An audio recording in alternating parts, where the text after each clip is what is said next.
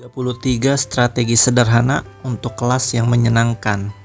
Diambil dalam buku Teach Like Finland, mengajar seperti Finlandia.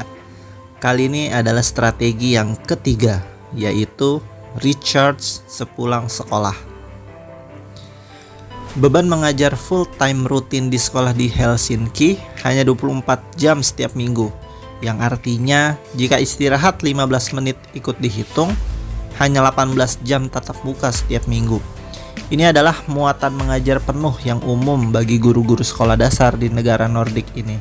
Di sekolah saya sebelumnya, di Amerika, mantan rekan kerja saya dan saya sendiri biasanya menghabiskan waktu sekitar 50% lebih lama bersama para siswa daripada dengan para guru.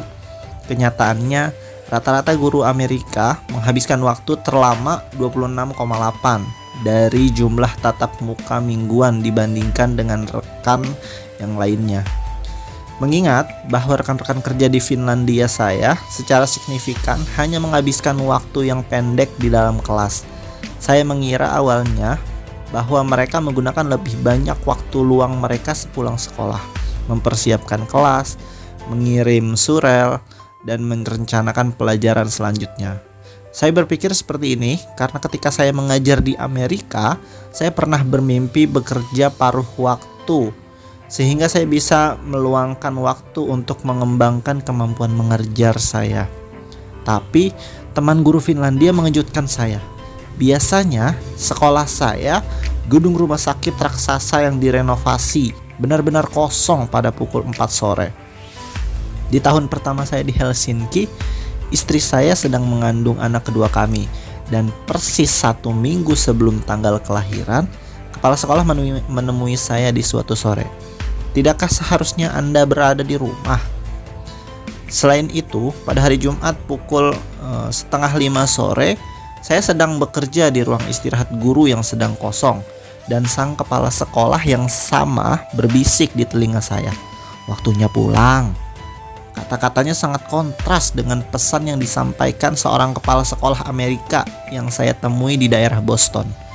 Menurut pendapat beliau, pada dasarnya guru-guru dapat dikelompokkan ke dalam 2 kriteria. 1. Mereka yang bekerja larut sampai sore, dan 2. Mereka yang pulang sebelum waktunya. Satu kelompok, tambahnya, mewakili kelompok profesional yang berkomitmen, sementara yang lain adalah kelompok yang seenaknya sendiri. Pengalaman sebagai guru di Finlandia telah mengajari saya bahwa dikotomi ini tidak tepat dan tidak banyak menolong. Meskipun saya cukup sering melihat teman-teman guru saya bergegas pulang hanya beberapa menit setelah kelas mereka berakhir, saya belajar untuk memandang mereka sebagai pribadi yang bijaksana, rajin, karena mereka mampu membatasi jam kerja mereka. Mereka tahu pentingnya meninggalkan tempat kerja untuk mengisi ulang, dalam rangka untuk tetap kuat sebagai guru. Guru manapun setidaknya yang punya pengalaman mengajar 1 tahun penuh, tahu betul bahwa mengajar lebih seperti lari maraton daripada lari sprint. Namun berdasarkan pada apa yang telah saya amati di sekolah-sekolah Amerika, tampaknya banyak guru, diri saya sebagai guru generasi tua juga termasuk, acap kali kesulitan untuk mengendalikan diri, bahkan ketika tubuh mereka mengisyaratkan untuk melambat.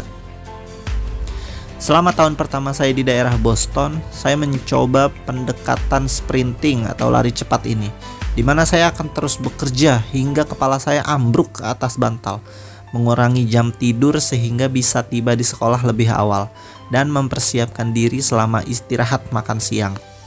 Metode kerja non-stop saya menuntun pada hasil yang dapat diduga. Saya sangat kelelahan, lumpuh karena cemas, dan saya pikir saya akan undur diri dari profesi ini untuk selamanya. Salah satu kesalahan terbesar selama tahun pertama itu adalah cara menilai diri saya sendiri. Saya mengira bahwa semakin lama saya bekerja, semakin sukses saya sebagai seorang guru. Dan bagi saya, bukan hanya itu permasalahannya. Saya bekerja keras namun tidak bekerja cerdas. Di tahun pertama itu saya sering menghabiskan berjam-jam sepulang sekolah untuk mendekorasi kelas atau mencoba menulis rencana pembelajaran saya dengan sempurna. Apa yang saya perlukan hampir di setiap sore bukanlah jam tambahan untuk mempersiapkan kelas, namun tambahan 1 jam atau lebih untuk melepaskan diri dari pekerjaan saya. Suatu kali, saya bertemu dengan seorang guru Amerika yang sedang berkunjung ke Helsinki. Yang mengatakan kepada saya bahwa di sekolah menengahnya di Virginia, dia diminta untuk mencatat jam datang dan pulang sekolah setiap hari. Seakan-akan dia dan koleganya bekerja di bidang konstruksi. Hal yang aneh menurut guru ini adalah bahwa pihak sekolah mengatakan bahwa data bagaimanapun tidak akan mempengaruhi evaluasi dan guru-guru masih diminta untuk menggunakan sistem pencatatan waktu. Saat dia menjelaskan kebijakan ini, saya mulai membayangkan tekanan yang dirasakannya dan rekan-rekannya saat datang lebih awal dan pulang lebih lambat. Bahkan ketika tidak diharuskan. Hal yang ditekankan di sekolah itu bagi saya bukanlah kualitas mengajar, namun jumlah jam mengajar.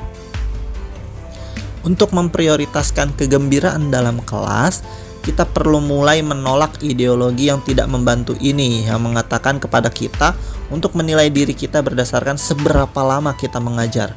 Tentu, guru-guru Amerika bekerja berjam-jam dengan luar biasa jika dibandingkan dengan guru-guru lain di seluruh dunia.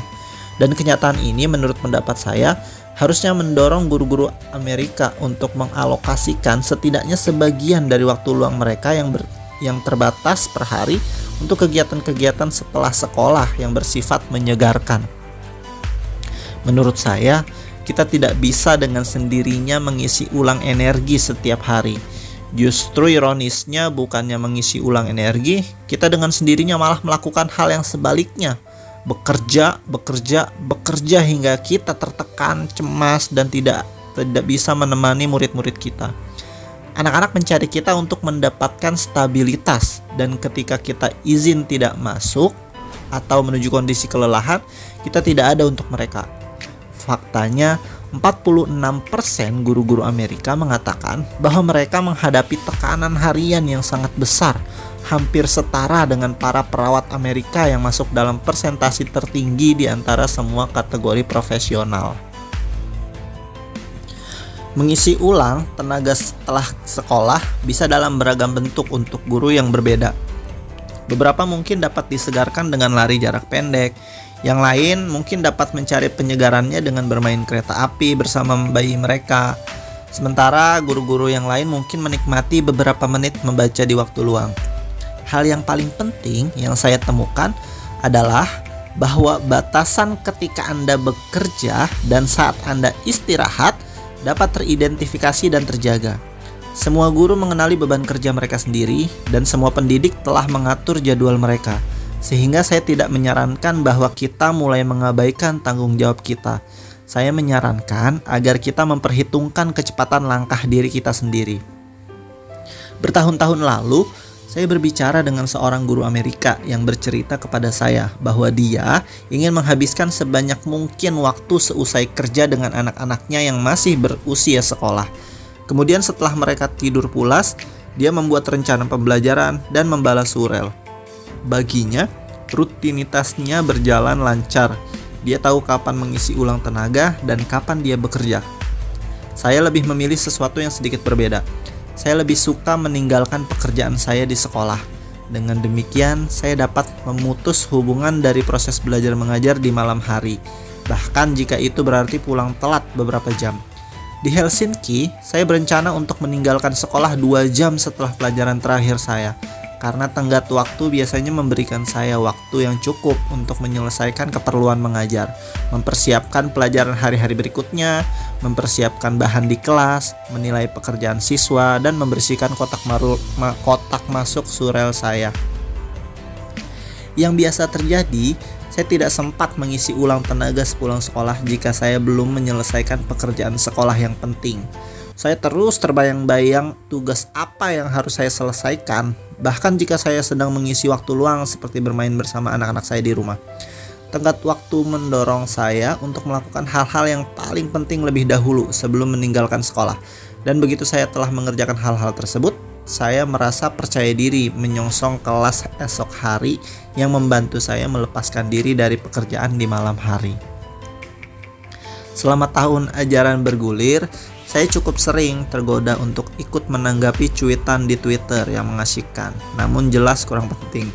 Ikut serta dalam komite sukarelawan dan klub buku.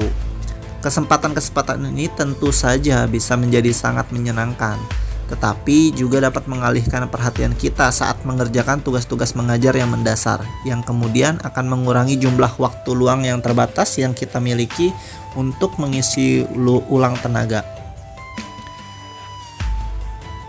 Musim panas seingat saya merupakan waktu yang paling baik bagi para guru untuk ikut serta dalam inisiatif profesional jenis ini, karena kita tidak perlu khawatir mempersiapkan kelas keesokan harinya.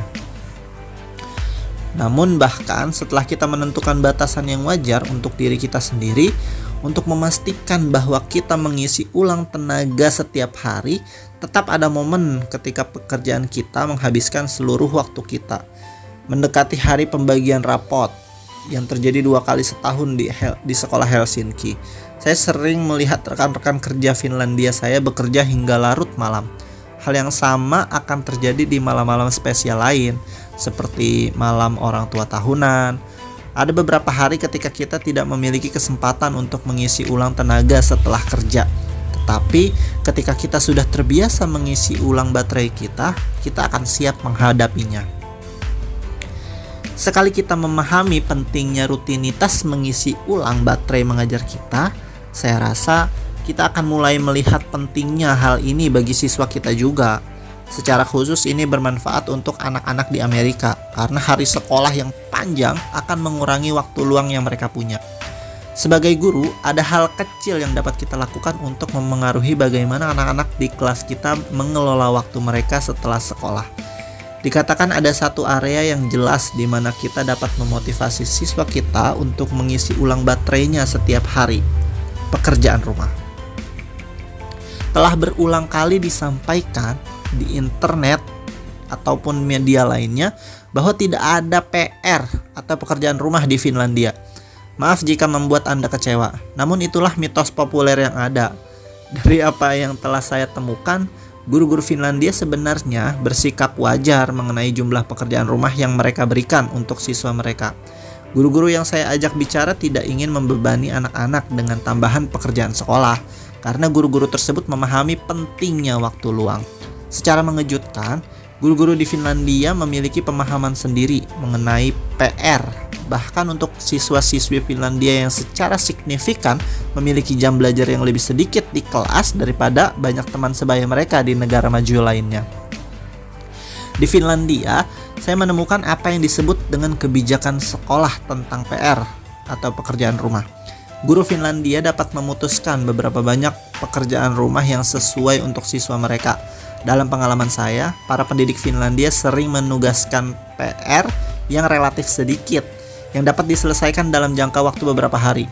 Lebih lanjut, tugas-tugas tersebut biasanya mudah, dalam arti para siswa dapat menyelesaikan tugas secara mandiri tanpa bantuan dari orang dewasa. Saya pikir akan bijaksana jika kita mulai berpikir tentang memberi PR seminimal mungkin yang diperlukan, sehingga siswa kita memiliki waktu yang lebih banyak untuk mengisi ulang tenaga di malam harinya. Jika Anda bekerja di sekolah di mana Anda diminta untuk memberi sejumlah PR setiap malam, satu cara yang dapat ditempuh untuk membantu murid Anda mengisi ulang tenaganya di malam hari adalah dengan membuat PR itu sesederhana mungkin, sehingga para murid dapat menyelesaikan tugas tersebut secara mandiri dengan mudah. Itu dia tadi strategi ketiga, yaitu recharge sepulang sekolah, baik gurunya maupun untuk muridnya. Oke? Terima kasih sudah mendengarkan.